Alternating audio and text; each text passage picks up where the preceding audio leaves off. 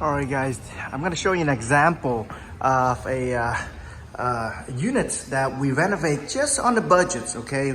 Nothing too fancy, but thing that is, require that is enough to rent this place out.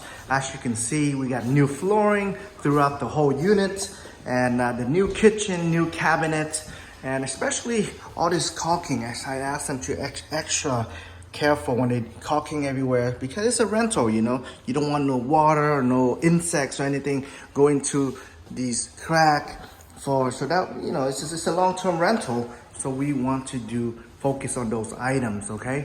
And as you see here, it's still wall heater, but it's working. All the smoke detector, carbon monoxide is installed, so that's a must. As you can see, we painted whole unit, nothing too fancy color, just standard white is good enough, as long as it's very clean and it's all sealed.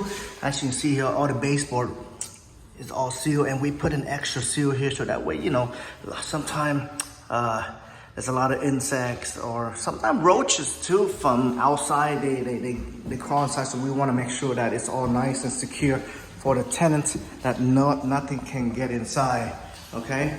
As you can see. So these is standard, okay? You don't want to, you can, but you don't have to go all fancy with some nice design.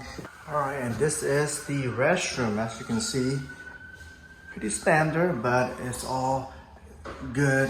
The backsplash of the shower, we go all the way up to here because as for rental tenants, when they shower or the kids or they splash water everywhere, so you want to go the backsplash all the way up to the ceiling, so it protect from mildews or mold or waters destroying going to the drywall, so because doing this way it will last for a long time. And as you can see, the toilet, we make sure we seal around the toilet, and this is the sink. We changed that too, it's all new, and a mirror.